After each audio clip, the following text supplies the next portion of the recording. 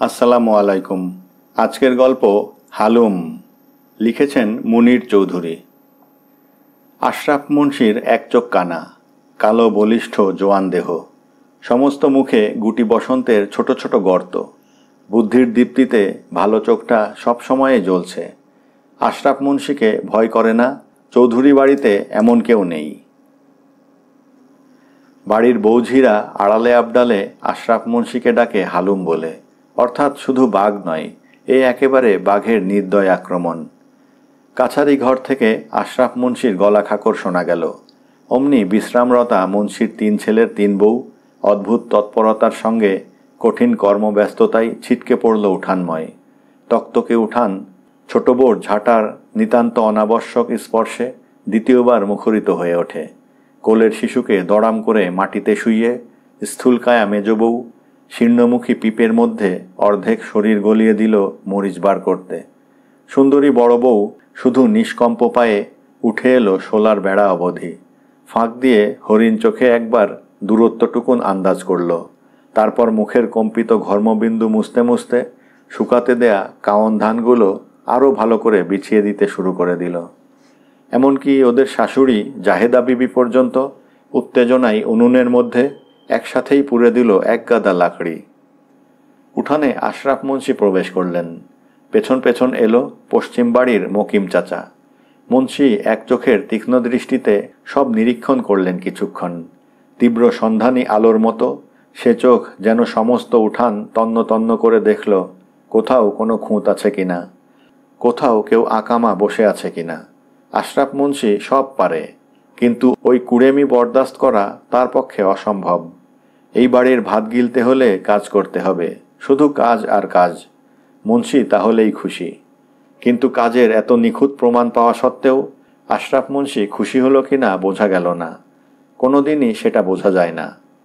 আশরাফ মুন্সির সে তীব্র চোখ যেমন একক, তেমনি অভিব্যক্তিহীন, পরিবর্তনহীন। মকিম কাকাকে ঘরের দাওয়ায় বসতে বলে মুন্সি গরু নিয়ে গোয়ালে ঢোকে। সেখান থেকেই বড় বউকে উদ্দেশ্য করে হাঁক দেয়, জল্লা কই রে। জল্লা মুন্সির বড় ছেলে, বড় বউর স্বামী। বড় বউ একটু এগিয়ে এসে মাথার কাপড় ভালো করে টেনে অত্যন্ত আদবের সঙ্গে একটা মিথ্যে কথা বলে ফেলল। হাতে ন ধান নিরাই তো হাতেরও গেছে আব্বাজান। ধান নিরানো দূরে থাক, জলিল মানে জল্লা তখন ক্ষেতের আশেপাশেও কোথাও নেই। বোর হাত বাড়া ভাত খেয়ে সে তখন গোলার ঘরে ঘুমোচ্ছে। বড় বোর এই স্বার্থপর নির্লজ্জ মিথ্যা ভাষণে ঈর্ষান্বিত হয়ে ছোট এবং মেজ উভয়ে আঁচলের আড়ালে ভেঙচি কেটে উঠল। মুন্সি আবার গর্জে উঠল, হেতিরে কনা ভাত লয়ে আইত। হেতি মানে সে, অর্থাৎ আশরাফ মুন্সির স্ত্রী ওরফে জাহেদা বিবি। তখন মাটির বাসনে ভাত আর কলাপাতার পোড়া ছোট মাছ সাজিয়ে তাড়াতাড়ি ছুটে আসছে। খেতে খেতে আশরাফ মুন্সি মকিম কাকাকে আগামী মোকদ্দমার সব মারপ্যাঁচ সম্বন্ধে শিখিয়ে পড়িয়ে নিচ্ছিল। মোকদ্দমা করা মুন্সির এক অদ্ভুত নেশা। আশপাশের 2-4 গ্রামে এ ব্যাপারে মুন্সির বেশ নামডাক আছে। দলিল ওলটপালট করা থেকে মিথ্যে সাক্ষী মর্মস্পর্শী করে দাঁড় করাতে মুন্সির জুড়ি এ তল্লাটে আর নেই। হাতের লোকমা মুখে তুলে মুন্সি মকিমের সাক্ষীর শেষ মহড়া শুনবার জন্য পরীক্ষকের সুরে প্রশ্ন করে, এইবার কছেন কি করি। গড়গড় করে মকিম তার মুখস্থ সাক্ষী এক নিঃশ্বাসে আওড়ে যায়। কিন্তু শেষ না হতেই মুন্সি প্রচণ্ড গর্জনে ধমকে ওঠে, কি কিলি। আমতা আমতা করে ঢোক গিলে মকিম আবার বলে, কইয়ুম আইটা আলোইন। মুন্সি ফেটে পড়ল, আরামজাদ, টাকা ন টেয়া টেয়া। তুই মুজুর মান্দারের জাত। তোর মুখে টাকা হইলে হাকিম বুঝি ফেলাইব যে কেউ হিয়াই দিছে। তুই কইবি টেয়া টেয়া, বুঝছত নি। মকিম থতমত খেয়ে ভয়ে কয়েকবার টাকার প্রতিশব্দ নিজ ভাষায় মুখস্থ করতে শুরু করে দেয়। টেয়া টেয়া টেয়া, টাকা টেয়া টেয়া। মশ ঝুপ শব্দ শুনেই 3টি বউ চমকে ওঠে। এ ওর দিকে তাকায়। চোখে মুখের ভাষায় এ ওকে জানায় যে পাতাটা পড়েছে দক্ষিণের বাগানে। শব্দটা আর কিছুরই নয়, শুকনো নারকেলের পাতা ডগা বাতাসে ভেঙে নিচে পড়েছে তারই। গ্রামের ভাষায় বলে বাক্সা পাতা। 4-5 হাত লম্বা পুরু ডাঁটের ওই পাতায় চমৎকার জ্বালানি কাঠের কাজ চলে। জলে ভালো, ধুঁয়োও কম হয়। খোদার বাতাসে ধাক্কা লেগে সে পাতা মাটিতে পড়েছে। তাই যে আগে ছুটে গিয়ে সেটা তুলতে পারে সেই হয় তার মালিক। এই হলো ঘরোয়া বিধান। পা টিপে তিনটি বউ শ্বশুরের জ্বলন্ত চক্ষুকে ফাঁকি দিয়ে আস্তে আস্তে ছাঁট দেওয়াল ঘেঁষে এগুতে থাকে। দৃষ্টির সীমানার বাইরে এসেই নির্লজ্জ বেগে ছুটতে আরম্ভ করে তিনটি বউ। বর্তুলাকার মেঝ বউ মাঝপথেই একবার হুমড়ি খেয়ে পড়ে যায়। ছোট বউ মরিবাঁচি করে দৌড়ের ঝোঁকের মধ্যেই লম্বা করে হাতটা বাড়িয়ে দিল পাতাটাকে ধরবার জন্যে। এমন সময় কোত্থেকে সুঢৌল পায়ে ভর করে বিদ্যুৎ বেগে বড় বউ এসে দাঁড়ালো একেবারে পাতাটার গা ঘেঁষে, এবং ব্যথিত ছোট বউর ক্লান্ত কম্পিত আঙুলের একেবারে স্পর্শ সীমানার মধ্য থেকেই বড় বউ সরাত করে সরিয়ে নিল পাতাটা। কালো ঘন দীর্ঘ উড়ন্ত চুলের মাঝখানে বড় বউর আরক্তিম মুখে সে কি উদ্ভাসিত হাসি! সেখানে নেই বিন্দুমাত্র সহানুভূতির আর্দ্রতা, চকচক করছে শুধু একটা আলোকোজ্জ্বল নির্মম বিজয়োল্লাস। সবাই একই পরিবারের, তাই একজন পাতার একছত্র অধিকারিণী হওয়াতে ব্যক্তিগতভাবে কারোরই এমন কিছু ক্ষতি হচ্ছে না। তবু পরাজয়ের এ গ্লানি অন্য দু বউর মুখে এঁকে দিল গভীর সুস্পষ্ট ছাপ। আশরাফ মুন্সি বাড়ি নেই, শহরে গেছে মকদ্দমা চালাতে। সমস্ত বাড়ি জুড়ে শান্তি আর আলসেমি যেন হাই তুলছে। উঠানের গরুগুলো পর্যন্ত গলার ঘণ্টা নেড়ে মাথা ঘুরিয়ে শুয়ে আছে। মুখের জঙ্গল মুখে তুলতে আজ আর ওদের একটুও গরজ নেই। আশরাফ মুন্সি আজ বাড়িতে ছিল না, তাই কেউ আজ আর বুদ্ধি করে গরুগুলোকে প্রথমে মুগের গাছ খাইয়ে তারপর ঘাস দেয়নি। তাই ওরাও আজ নবাব হয়ে উঠেছে।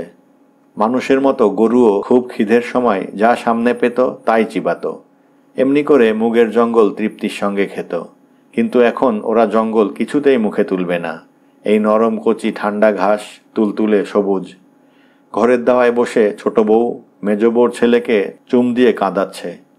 মেজ বউ বড় বউ একরাশ বেসামাল কালো চুল কোলে নিয়ে ঘেমে উঠছে। উকুন বাঁচতে গিয়ে নিজের চোখ মুখ হারিয়ে ফেলছে ওই কালো ঘন চিকন আকাশে। মুগ্ধ হয়ে শুধু উচ্চারণ করে, বড় বিবি তোর চুল কি সুন্দর! আহ, ছিঁড়ি হালাইবি নাকি? চুলে টান পড়াতে চিৎকার করে ওঠে বড় বউ। মেজ বড়র মাথায় একটা হোঁটা দিয়ে বলে, ছিঁড়তাম না, এত সুন্দর কে তোর চুল! কোথায় শিশু, কোথায় চুল! তিনটি বউ একসাথে দাঁড়িয়ে পড়ে চোখের পলকে। ছোট বউ এই ক্ষণিক অবসরের মধ্যে শুধু একবার হিসিস করে ওঠে, দেখুম বড় বিবি তুই হাস কেমনে এইবার, বলেই ছুট। কানের হিসাব খুব ভুল হয়নি। অন্দরের ঘাটে দাঁড়িয়ে তিনো বউ দেখল পাতাটা পড়েছে পুকুরের উল্টো পাড়ের মাঝামাঝি, তাও ডাঙায় নয়, পড়েছে পানিতে। বিরাট পুকুর, ডান পাড় দিয়ে ঘুরে ছুটলে বেশি ভালো হবে না, বাঁ পাড় দিয়ে গেলে আগে পৌঁছানো যাবে। মেজ আর ছোট কেউ তা ঠিক ঠাহর করে উঠতে পারে না।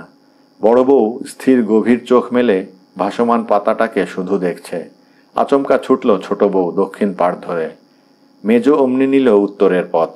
মধ্যিখানে দাঁড়িয়ে রইল বড় বউ, স্থানুর মতো স্থির, কিন্তু সে শুধু এক মুহূর্তের জন্য। এবং তারপরই মেজ আর ছোট হতভম্ব হয়ে দেখল কি করে সাদা শাড়িতে মোড়া বড় বউর সুগঠিত দীর্ঘদেহ তির্যক হয়ে পানি কেটে তীব্র বেগে সাঁতরে চলছে পাতাটার দিকে। দুজনেই গালে হাত দিয়ে মাটিতে বসে পড়ল। দেখতে লাগলো বড় বউর এই নতুন রূপ।